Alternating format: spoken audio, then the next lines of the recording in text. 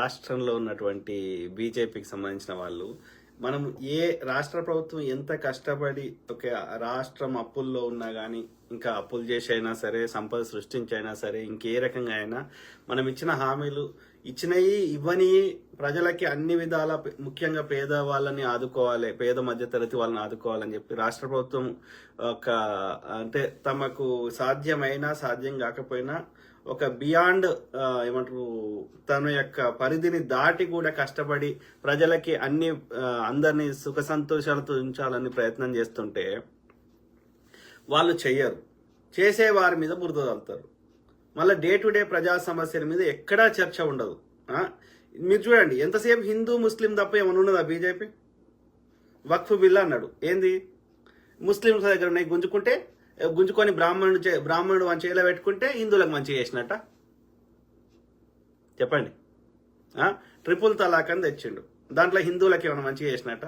నువ్వు హిందువులకు మంచిగా చేయాలని ఈ ఆర్య బ్రాహ్మణులకు అనిపిస్తే, ఓకే, ఈ సనాతన అధర్మ మఠాధిపతులకి పీఠాధిపతులకి ఈ బీజేపీ నడిపిస్తున్న పార్లమెంట్ ఓపెనింగ్కి ఎవరైతే వచ్చిండ్రో వాళ్ళకి అనిపిస్తే, ఓకే, హిందువుల దగ్గర జిఎస్టీ తీసుకోకండి, మా 90% ఉన్న హిందువుల దగ్గర జిఎస్టీ తీసుకోకండి, పెట్రోల్ మీద ఎక్సైజ్ సుంకం తీసుకోకండి.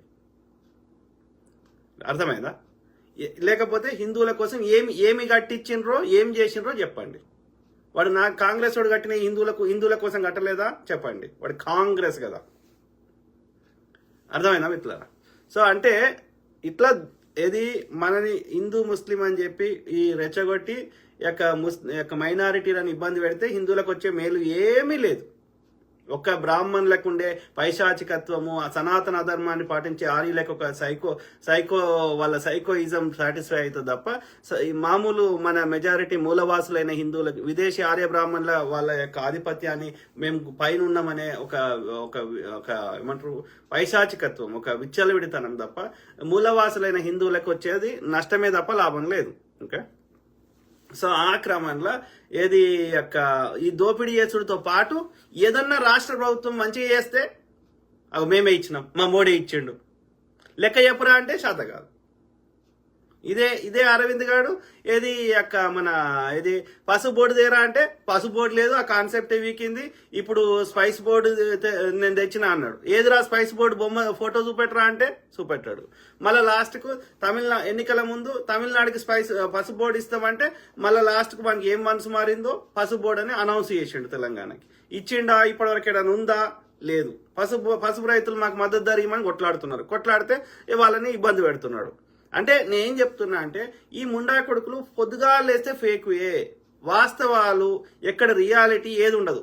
ఏదన్నా రాష్ట్ర ప్రభుత్వం కష్టపడి మంచిగా చేస్తే, లేకపోతే దానంతట అది మంచిగా అయితే మా మోడీ చేసిండని చెప్పుకోవాలి, మా విశ్వగురు అని చెప్పుకోవాలి. ఎంత ఉక్రెయిన్లో వీడే యుద్ధం ఆపిండి మరి ఆపితే మరి ప్రెసిడెంట్ ట్రంప్ ఏం చేస్తున్నట్టు? నరేంద్ర మోడీ యుద్ధం ఆపితే ఇంకెందుకైతుంది యుద్ధం? అంటే పొద్దుగా లేస్తే అబద్ధాలేనా? ఆలోచించండి. ఆ క్రమంలో గతంలో అయినా సరే ఇప్పుడైనా సరే మా మోడీ ఇచ్చిండు, మా మోడీ బొమ్మ పెట్టాలని ఈ ఆకుల శ్రీవాణి అనేది ఒకటి వరుతుంది. అది నిర్మలా సీతారామన్ అనేది వరుతుంది, ఆర్థిక శాఖ మంత్రి.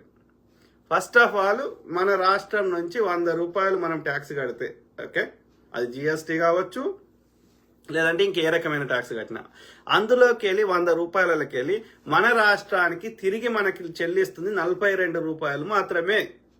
అంటే దాదాపుగా 58 రూపాయలు మోడీ తీసుకుంటుండు మన రాష్ట్రం నుంచి మనం కట్టిన ట్యాక్స్లలో, కేంద్రానికి కట్టిన ట్యాక్స్లలో. అర్థమైందా?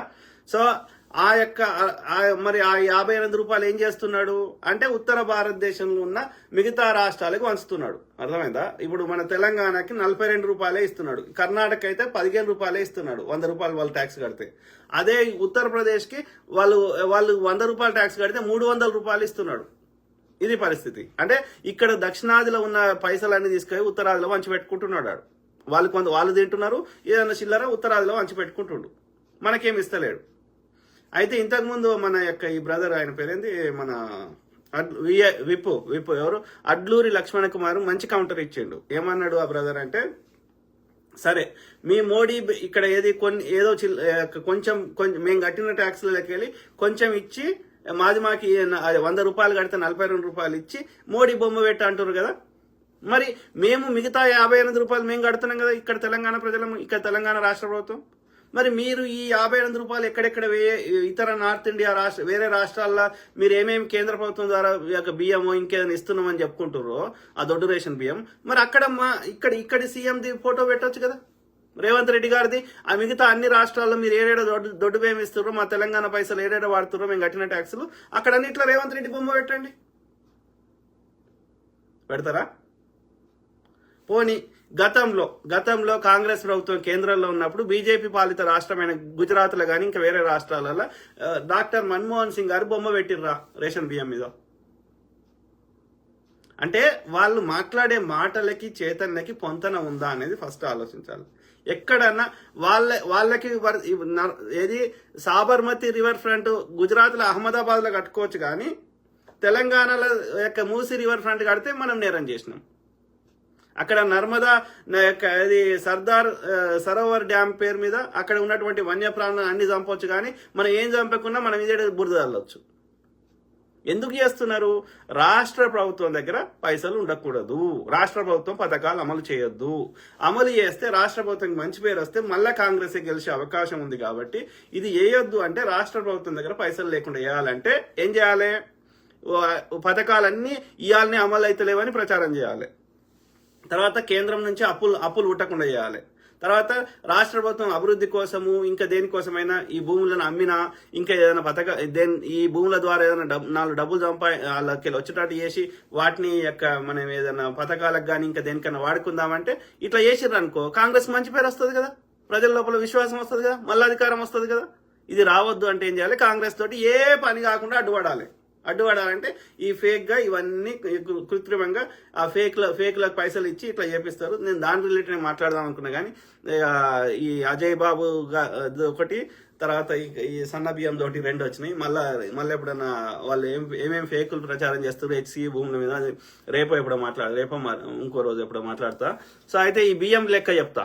ఓకే, ఏది ఇక్కడ బియ్యం ఏంది అంటే ఇప్పుడు 6 కిలోలు ఇస్తారు కదా, ఒక్కొక్కరికి 6 కిలోల చొప్పున. ఎన్ని రేషన్ కార్డులు ఉన్నాయి మన రాష్ట్రంలో అంటే 96 లక్షల రేషన్ కార్డులు ఉన్నాయి.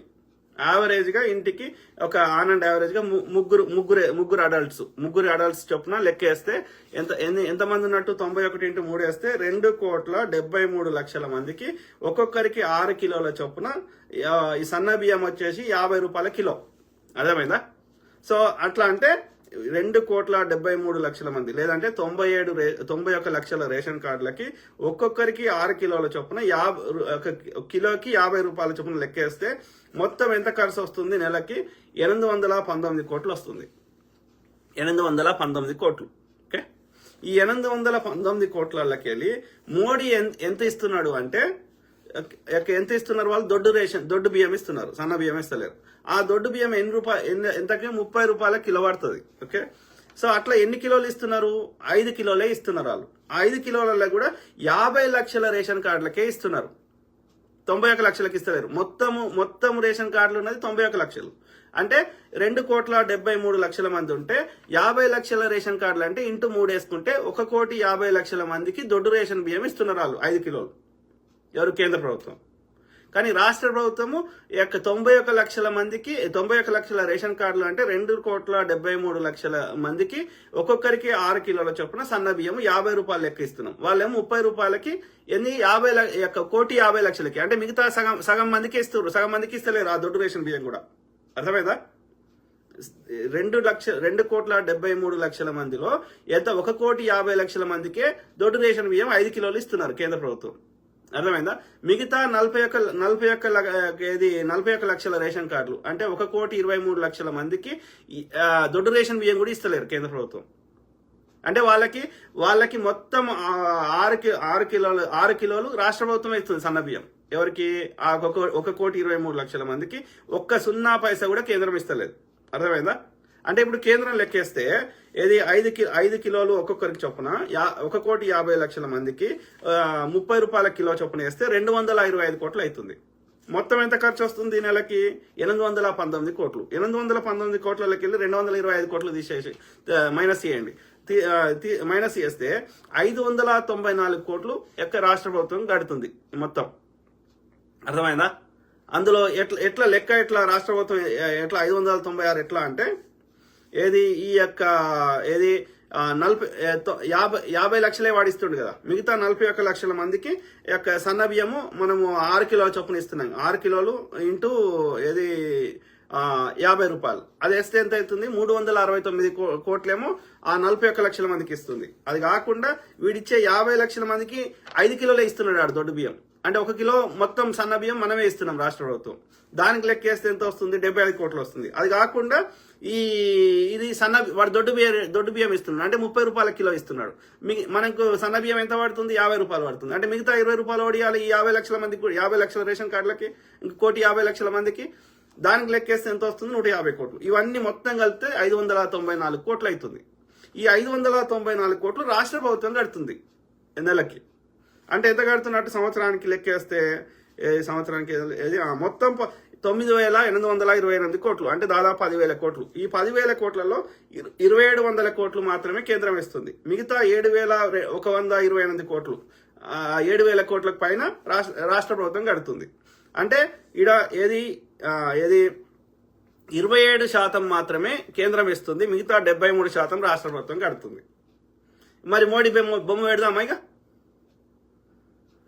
ఏమన్నా మాట్లాడితే ఒక 1% అన్న యొక్క రియాలిటీకి దగ్గరగా మాట్లాడాలి. అర్థమైందా? ఈ సన్న బియ్యం ఇయ్యకముందు కూడా వాళ్ళ అట్లా లెక్కేసుకున్నా వాడు మొత్తం మంది అందరికి ఇస్తలేడు. 50 లక్షల రేషన్ కార్డులకే ఇస్తున్నాడు. 50 లక్షల, మిగతా 41 లక్షల రేషన్ కార్డులకి ఒక సున్నా బియ్యం కూడా ఇస్తలేడు, ఆ దొడ్డు బియ్యం కూడా. అర్థమైందా?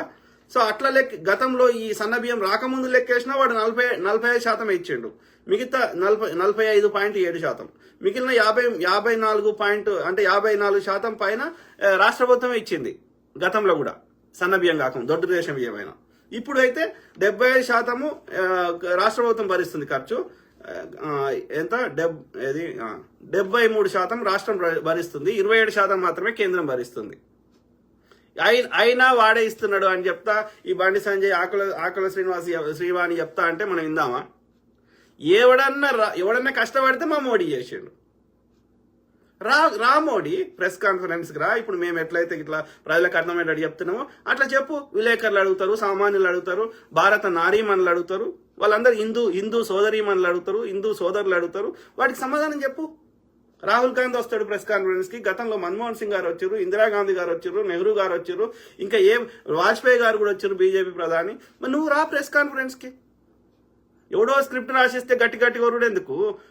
మన్ కీ బాత్ నీ పెళ్ళానికి చెప్పుకో, ఇంకోరికి చెప్పుకో, ప్రియురాలకి చెప్పుకో. జనాలకు చెప్పాల్సింది జన్ కీ బాత్. ప్రెస్ కాన్ఫరెన్స్ రా, మేము క్వశ్చన్లు అడుగుతాం, సమాధానం చెప్పు. పొద్దుగాల లేస్తే అబద్ధాలు, దోపిడీ, హింస, దరిద్రులు. ఆలోచించండి.